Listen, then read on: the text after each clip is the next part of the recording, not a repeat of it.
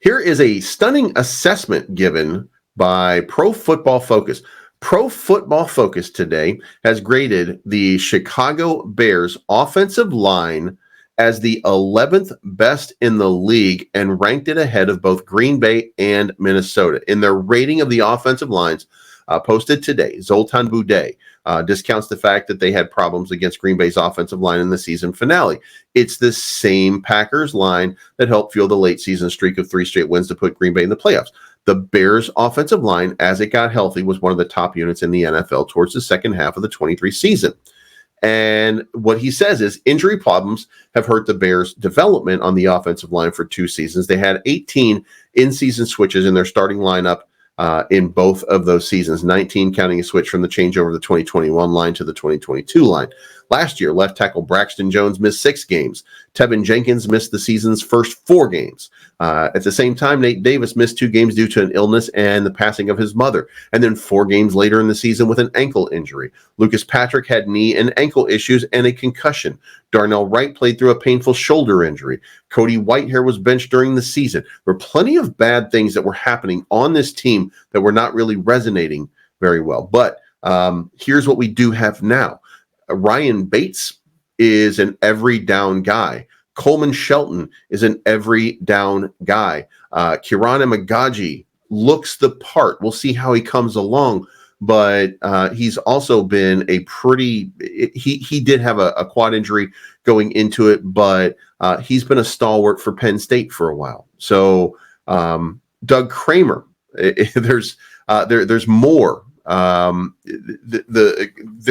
There's a lot to like about the Bears offensive line going into this season. Right now, it looks like what I have up on the screen is going to be the way that we line up, with Braxton Jones and Tevin Jenkins holding down the left side of the line, Nate Davis and Darnell Wright holding down the right side of the line, and then Ryan Bates coming in at center. Now, if you remember, we did this a while back, and what I said at that time was I think Coleman Shelton might be that guy at center. Well, now it makes sense that maybe, just maybe, we're going to be looking at Nate Davis being swapped for one of these 2 guys, Coleman Shelton or Ryan Bates, and then the other one taking that center position. So we may see a little bit of change up in this line. It seems settled, and it seems like the Bears are going to be forced into holding on to Nate Davis because they cannot financially, it would be irresponsible to release him. You're going to have to go with him and just take whatever he gives you. If you're going to make any kind of change, it's going to have to be after the end of this year. Maybe, just maybe, he shows up. Maybe, just maybe, he's one of those guys, and maybe he just doesn't like to practice. Maybe he's just one of those people. As long as he shows up in the games, that's what's going to matter the most, right? So if that's the case, we're fine. If that's not the case, then Coleman Shelton or Ryan Bates takes over that right guard position, and Nate Davis just spends $12 million worth of sitting on the bench waiting for that next opportunity with that next team.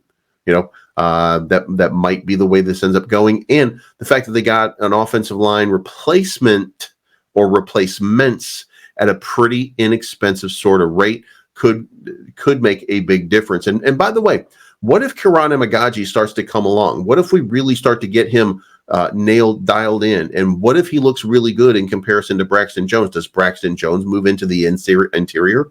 Does Nate Davis sit? And does Braxton Jones come in and start to learn that right guard position? I don't know how this is going to play out.